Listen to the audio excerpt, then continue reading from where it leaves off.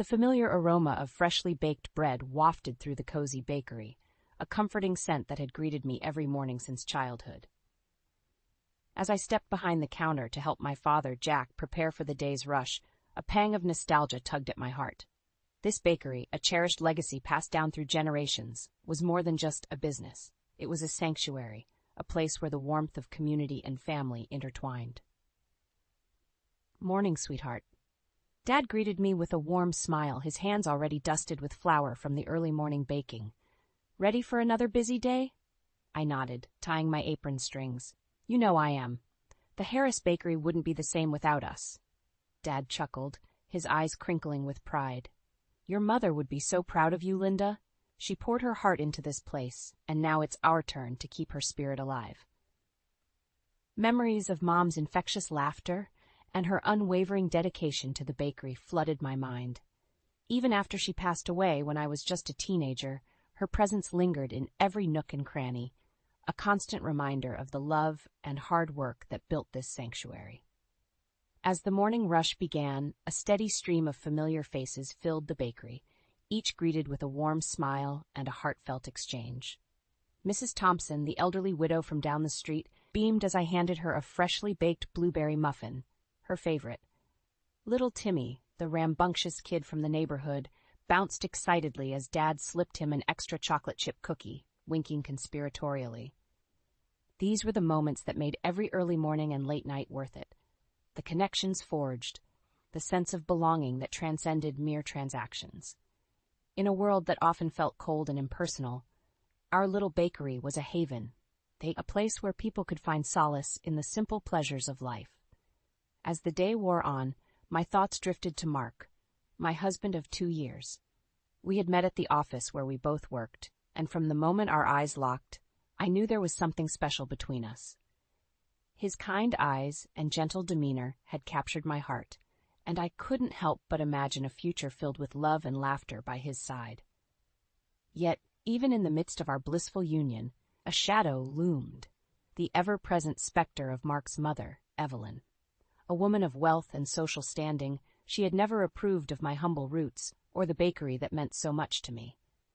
Her cutting remarks and disapproving glances had become a constant source of tension, driving a wedge between Mark and me. "Linda, if you truly loved me, you'd stand up to her." Mark's voice echoed in my mind, choked with frustration, his eyes pleading while my heart trembled between loyalty to my husband and fear of his mother's wrath. As the day drew to a close, and the last customer left with a warm pastry and a grateful smile, I found myself torn between the sanctuary of the bakery and the turmoil brewing in my personal life. But one thing was certain. I would not let Evelyn's disdain diminish the legacy my parents had built or the love that Mark and I shared.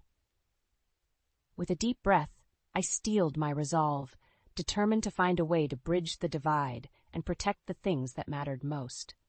The sound of Evelyn's heels clicking against the hardwood floor announced her arrival before I even saw her. Mark tensed beside me, his hand gripping mine a little tighter as his mother swept into the living room, her perfectly coiffed hair and designer dress a stark contrast to our modest home. "Linda, darling." Evelyn greeted me with a forced smile that didn't quite reach her eyes. "I hope you're not planning on wearing something so plain for the wedding." I swallowed hard, feeling the familiar prickle of insecurity creep up my spine. "It's just a simple ceremony, Evelyn, nothing too extravagant." Her perfectly arched eyebrow raised ever so slightly, and I could practically hear the disdain dripping from her words. "Surely you don't expect my son to settle for a backyard affair. This is a Bryant wedding, after all." Mark shifted uncomfortably beside me, but before he could speak, Evelyn continued, "I've taken the liberty of booking the country club for the reception. It's a venue befitting our family's stature." My heart sank as I realized she had once again steamrolled over our plans, imposing her vision without regard for our wishes. Mark remained silent, his gaze fixed on the floor, and I knew he wouldn't challenge his mother's decision. Evelyn's critical eye swept over our modest living room, her nose wrinkling ever so slightly. "I must say, Linda, I had hoped my son would have chosen a more suitable partner, one who could appreciate the finer things in life." Her words cut deep, striking at the very core of my insecurities. I had always taken pride in my humble upbringing and the values instilled by my father's bakery: hard work, community, and a deep appreciation for the simple pleasures in life. But in Evelyn's world, those virtues held no value. "Mother, that's enough." Mark finally spoke up, his voice strained, but Evelyn merely waved him off, her attention already shifting to the next item on her agenda. As she droned on about guest lists and seating arrangements, I felt myself retreating inward, my confidence withering under the weight of her constant criticism. Mark's hand remained limp in mine, a silent acknowledgement of his inability, or unwillingness, to stand up to his mother's overbearing presence. Later that evening, as Mark and I prepared for bed, the tension between us was palpable. I could see the conflict etched on his face, the struggle between his love for me and his deep-rooted fear of defying his mother's wishes. "Linda," he began, his voice heavy with resignation, "I know my mother can be difficult, but she means well in her own way." I fought back the bitter laugh that threatened to escape my lips. Evelyn's actions spoke louder than any well-intentioned words ever could. Her constant belittling, her disregard for our desires, and her relentless pursuit of social status had cast a dark shadow over what should have been one of the happiest times of our lives. "Does she, Mark?" I asked, my voice trembling with barely contained frustration. "Because from where I'm standing, it seems like she's more concerned with appearances than our happiness." Mark's shoulders slumped, and I could see the internal battle raging within him. In that moment, I realized that no matter how much he loved me, a part of him would always be tethered to his mother's expectations, her approval a coveted prize he could never quite attain. As I lay awake that night, staring at the ceiling, a seed of resentment took root within me. Evelyn's constant undermining had not only threatened my self-worth, but had also driven a wedge between Mark and me. I knew then that I couldn't simply stand by and let her dictate the course of our lives. For the sake of our marriage and my own sense of dignity, I would have to find a way to confront her toxic influence, even if it meant risking the wrath of the formidable Evelyn Bryant. The sound of the doorbell echoed through the house, and I knew without even answering that it was Evelyn, her perfectly manicured nails rapping impatiently against the doorframe. Mark shot me an apologetic glance as he rose to greet his mother, his shoulders already tensing in anticipation of her critique. "Linda, darling," Evelyn breezed in, her gaze sweeping over our modest living room with thinly veiled disdain. "I simply had to come by and discuss the guest list for the wedding." Before I could respond, she thrust a thick binder into my hands, the pages overflowing with names and addresses. "I've taken the liberty of inviting a few of my dearest friends and associates. After all, this is a Bryant wedding, and we must maintain a certain level of decorum."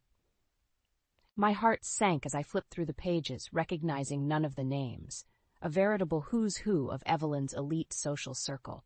Gone was any semblance of the intimate gathering Mark and I had envisioned, replaced by a grandiose affair designed to showcase Evelyn's status and connections. "Evelyn, I appreciate your input, but Mark and I had hoped for something a bit more personal," I began, my voice wavering slightly under her steely gaze. "Nonsense, dear," she waved her hand dismissively. "This is a once-in-a-lifetime event. We simply must do it properly."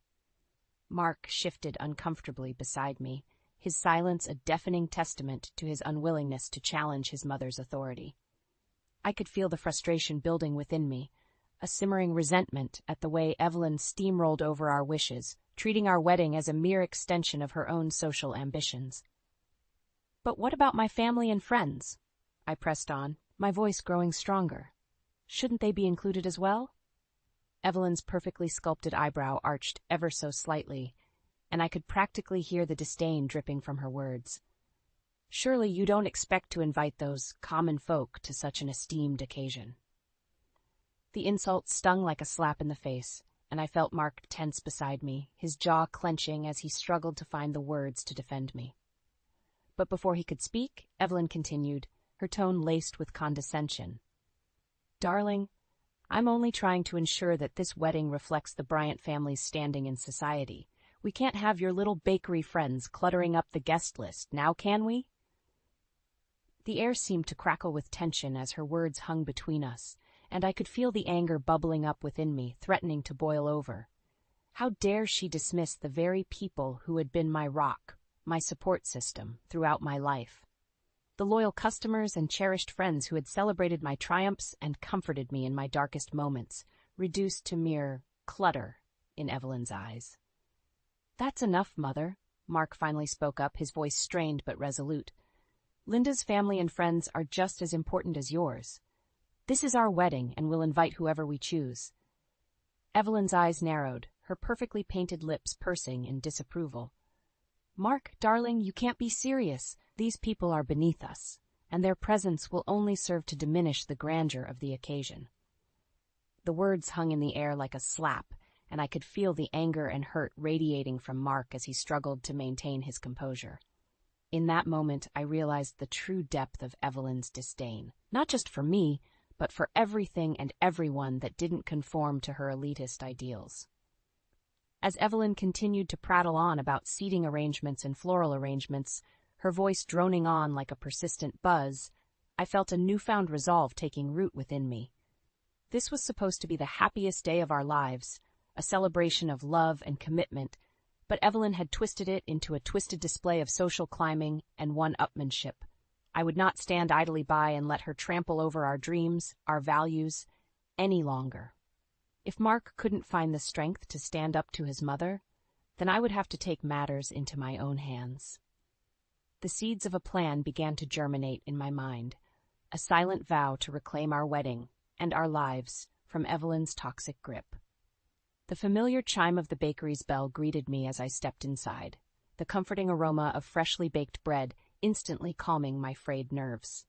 As I made my way behind the counter, exchanging warm greetings with the regulars, I couldn't help but feel a sense of relief wash over me. This was my sanctuary, a place where Evelyn's toxic influence held no sway. "Everything all right, sweetheart?" Dad's voice broke through my reverie, his brow furrowed with concern. "You seem a bit distracted today." I forced a smile, not wanting to burden him with the weight of my troubles. "Just wedding stress," I replied, hoping the half-truth would suffice. Dad's expression softened, and he reached out to give my hand a gentle squeeze. "Don't let that woman get you down, Linda. This is supposed to be a happy time for you and Mark." I nodded, swallowing the lump that had formed in my throat. If only he knew the extent of Evelyn's meddling, her relentless efforts to mold our wedding into a gaudy display of her own social standing. As the day wore on, and the familiar faces of our loyal customers streamed in and out, I found myself seeking solace in their warm smiles and friendly banter. These were the people who truly mattered, the ones who had been there for me through thick and thin, long before Evelyn's toxic presence had entered our lives. It was then that a seed of an idea began to take root in my mind. If Evelyn was determined to turn our wedding into a spectacle for her elite social circle, then perhaps it was time to remind her of the true power of community, the unbreakable bonds forged through shared experiences and unwavering support. That evening, as I closed up the bakery, I made a series of discreet phone calls, reaching out to those I knew I could trust implicitly. One by one, they agreed to meet me in secret, their voices brimming with concern and a shared determination to stand by my side. The following night, I found myself in the cozy living room of Mrs. Thompson, the elderly widow who had been a fixture at the bakery for as long as I could remember. Around me sat a small but formidable group, fellow customers, neighbors, and friends who had become like family over the years. "Thank you all for coming," I began, my voice trembling slightly with a mixture of nerves and resolve. "As you know, Evelyn has been difficult, to say the least, when it comes to the wedding plans." A murmur of agreement rippled through the room, and I could see the shared frustration etched on their faces. They had all borne witness to Evelyn's disdain, her dismissive attitude toward the very community that had nurtured and supported me throughout my life. "She wants to turn our wedding into a gaudy display of wealth and status," I continued, my voice growing stronger. "But I won't let her diminish the love and support that you've all shown me over the years." Mrs. Thompson reached out and patted my hand, her eyes shining with determination. "We're with you, dear," she assured me. "That woman doesn't know the first thing about true family and community." One by one, they pledged their support, offering ideas and strategies to counter Evelyn's elitist machinations. From securing a prime location for the ceremony to rallying the local businesses to provide their services, a plan began to take shape. A plan to remind Evelyn that true strength lies not in wealth or social standing, but in the unbreakable bonds of community. As the meeting drew to a close, and I looked around at the faces of those who had become my chosen family, I felt a newfound sense of resolve. Evelyn might wield her wealth and influence like a weapon, but she had underestimated the power of genuine love and loyalty. The battle lines had been drawn, and I was determined to emerge victorious, not just for myself, but for the enduring spirit of community that had sustained me through every challenge life had thrown my way. The sound of Evelyn's shrill voice cut through the air like a knife, shattering the tentative peace that had settled over our weekly family dinner. "Honestly, Linda, must you insist on serving such pedestrian fare? One would think you'd have learned a thing or two about proper hosting by now." I felt the familiar sting of her words, the disdain dripping from every syllable as she eyed the simple spread of homemade dishes before her. Dad's jaw clenched, his knuckles whitening as he gripped the edge of the table, but before he could respond, Evelyn continued her tirade. "And this bakery," she sneered, her gaze sweeping over the quaint decor that had once filled me with such pride. "Surely you don't expect my son to be associated with such a common establishment." The air seemed to crackle with tension, and I could feel Mark's discomfort radiating from beside me. He opened his mouth as if to defend me, but the words never came, a silent testament to the hold his mother still had over him. "That's enough, Evelyn," Dad's voice boomed, startling us all with its sudden ferocity. "This bakery has been a cornerstone of our community for generations, and I'll not have you disrespect it, or my daughter, under my own roof." Evelyn's perfectly sculpted eyebrows arched in surprise, her lips pursing into a thin line of disapproval. "Jack, darling, I'm merely trying to help Linda understand the expectations that come with being part of our family. Surely you can see how her humble beginnings might be a liability." The words hung in the air like a noxious cloud, and I could feel the anger and hurt radiating from Dad's every pore. This was more than just a petty insult. It was a direct attack on the very values and traditions that had sustained our family for generations. "A liability?" Dad's voice trembled with barely contained fury. "The only liability here is your complete lack of respect and decency. Linda is a kind, hard-working woman who embodies the true spirit of family and community, something you clearly know nothing about." Evelyn's eyes narrowed, her perfectly manicured nails drumming against the tabletop in a display of barely restrained irritation. "How dare you speak to me in such a manner? I am merely trying to guide Linda toward a more refined way of life." "Refined?" Dad scoffed, his laughter tinged with bitterness. "You call belittling and demeaning others refined? Your idea of refinement is nothing more than a hollow facade, a desperate attempt to cling to a false sense of superiority." The words seemed to hang in the air, a palpable silence descending over the room as Evelyn's face flushed with indignation. For a moment I thought she might storm out, her pride too wounded to endure such a scathing rebuke. But then her expression hardened and she turned her icy gaze towards me. "Linda, darling, surely you don't agree with this outburst." Her voice was sickly sweet, laced with a subtle threat. "You know how important it is to maintain a certain level of decorum, especially with our upcoming nuptials." I felt the weight of her expectation pressing down on me, the unspoken demand that I choose between my father and the woman who would soon be my mother-in-law. But as I looked into Dad's eyes, shining with a fierce determination to protect me, I knew there was no choice to be made. "Evelyn," I began, my voice steady despite the turmoil raging within me. "This bakery, this community, is a part of who I am, and if you can't respect that, then perhaps it's time you reevaluated your priorities." The words seemed to hang in the air, a silent challenge to the woman who had made it her mission to undermine and belittle everything I held dear. And in that moment, as Evelyn's face contorted with barely contained rage, I knew that the battle lines had been drawn. A silent vow to reclaim my dignity and protect the legacy that had sustained my family for generations. As the evening drew to a close and Evelyn swept out in a flurry of indignation, I felt a strange sense of calm wash over me. The seeds of revenge had taken root. A quiet determination to turn the tables on the woman who had tried so desperately to break me. And with the unwavering support of my father and my community, I knew that victory was within reach. The morning of our wedding dawned with a palpable tension in the air, like the calm before a storm. As I slipped into my simple yet elegant gown, I couldn't help but feel a sense of trepidation mingling with the excitement. Today was supposed to be the happiest day of my life, a celebration of love and commitment, but Evelyn's looming presence cast a dark shadow over the proceedings. As I stepped out of the bridal suite, I was greeted by a flurry of activity. Evelyn's elite friends milling about, their designer dresses and expensive jewelry a stark contrast to the warm, familiar faces of my own community. It was as if two worlds had collided, and I found myself caught in the middle, torn between the opulence Evelyn craved and the genuine love and support that had sustained me throughout my life. "Linda, darling, you look absolutely radiant," Evelyn gushed, sweeping over to me with a forced smile plastered on her perfectly made-up face. "Although perhaps we could have done something a bit more elaborate with your hair." I fought back the urge to roll my eyes, reminding myself that today was about more than just appeasing Evelyn's whims.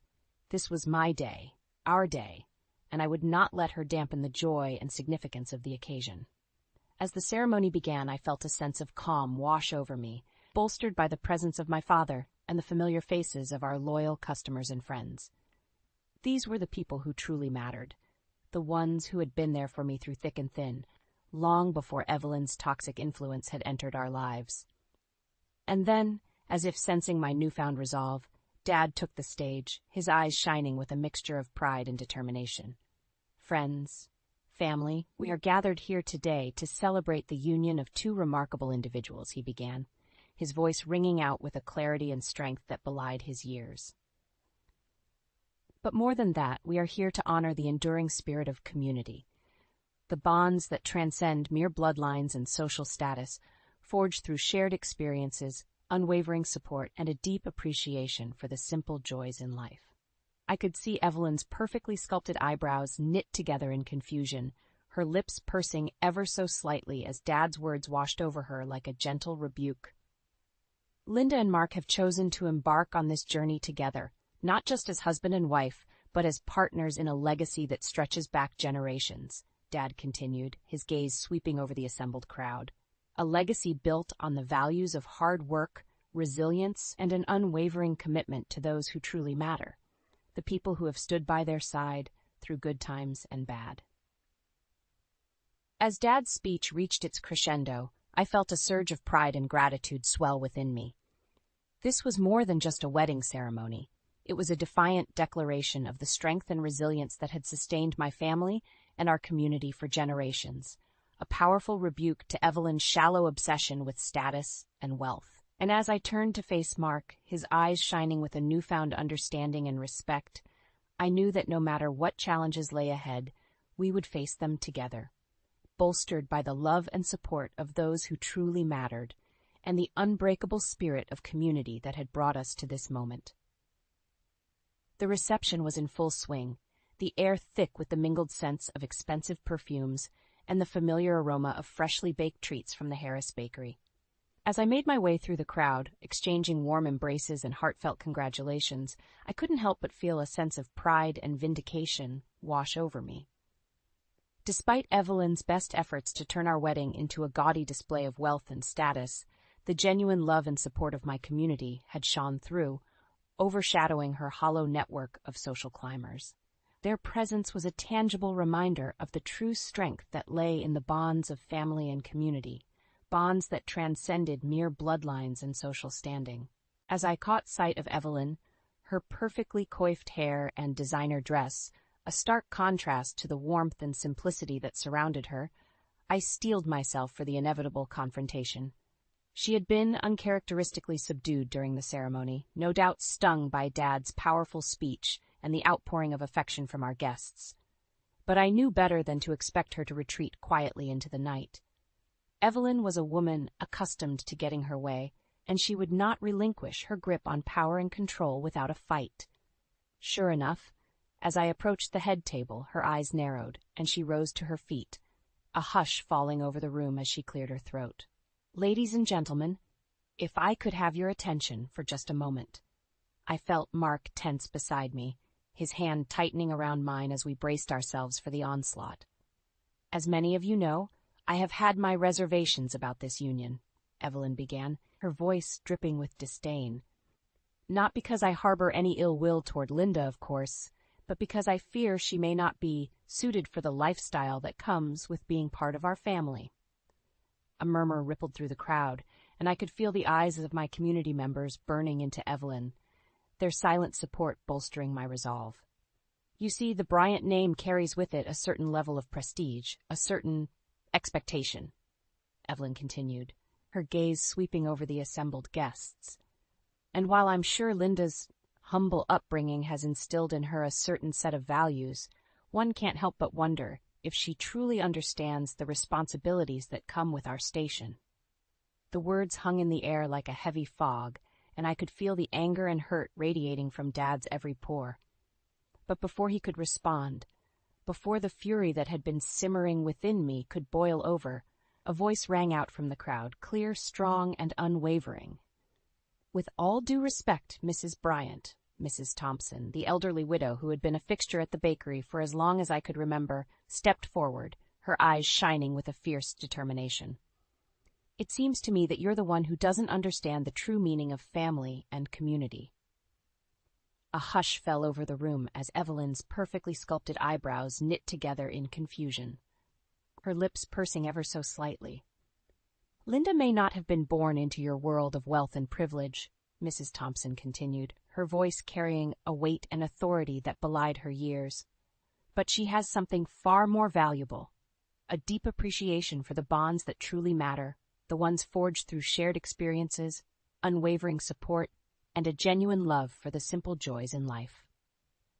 One by one, the other members of our community stepped forward, their voices rising in a chorus of support, each sharing their own stories and memories of the warmth and kindness that Linda had brought into their lives. As the testimonials washed over me, I felt a surge of pride and gratitude swell within my chest. These were the people who had stood by me through thick and thin, who had seen me not just as a customer or a neighbor, but as a cherished member of their extended family.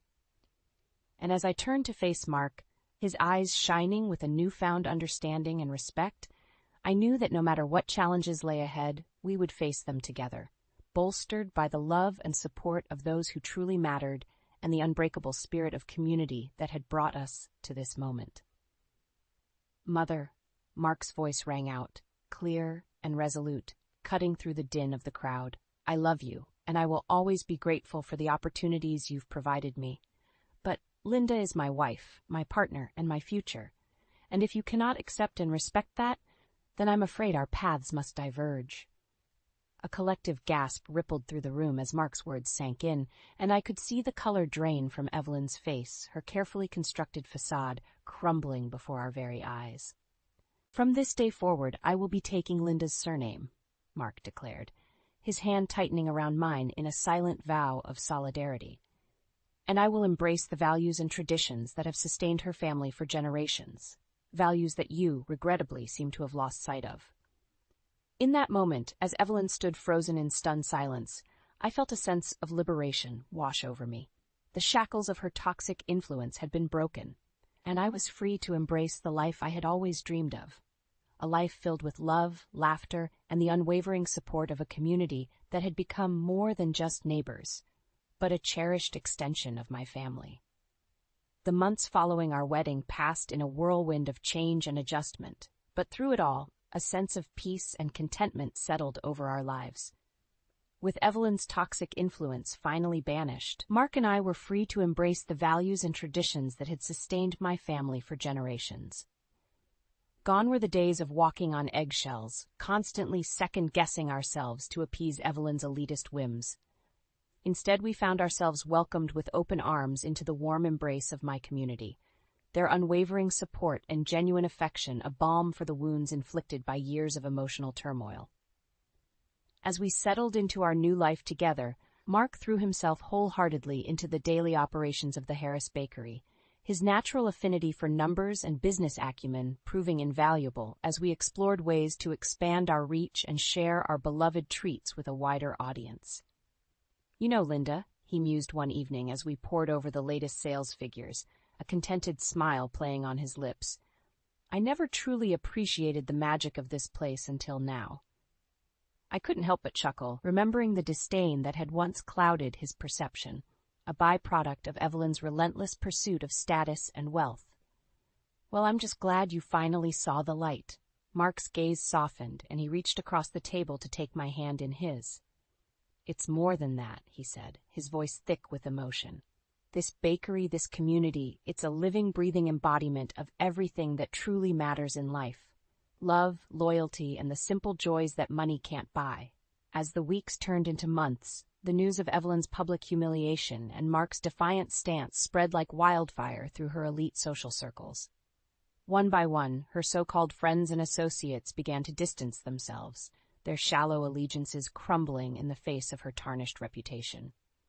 Meanwhile, our little bakery thrived, buoyed by the unwavering support of our community and the influx of curious newcomers drawn in by the tantalizing aromas and the promise of a warm, welcoming atmosphere.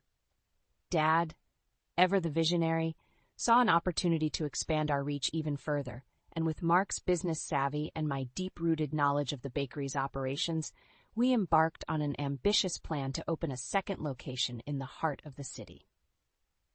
The grand opening was a true celebration of our journey, a testament to the resilience and determination that had carried us through the darkest of times. As the ribbon was cut and the doors swung open, a sea of familiar faces greeted us, their smiles and well wishes a poignant reminder of the unbreakable bonds that had sustained us. In the years that followed, our little bakery empire continued to grow, each new location a beacon of hope and community in a world that often felt cold and impersonal. And through it all, Mark and I remained steadfast in our commitment to the values that had brought us together: hard work, loyalty, and an unwavering appreciation for the simple pleasures in life. As I watched Dad play with our children in the warm, golden light of the bakery's kitchen, their laughter mingling with the familiar scents of freshly baked bread and sugary confections, I couldn't help but feel a profound sense of gratitude wash over me. This was the life I had always dreamed of, a life filled with love, laughter, and the unwavering support of a community that had become more than just neighbors, but a cherished extension of our family. And in those quiet moments as the world outside faded into the background, I knew that no matter what challenges lay ahead, we would face them together, bolstered by the strength and resilience that had carried us through the darkest of times and the enduring spirit of community that had become the very foundation of our lives.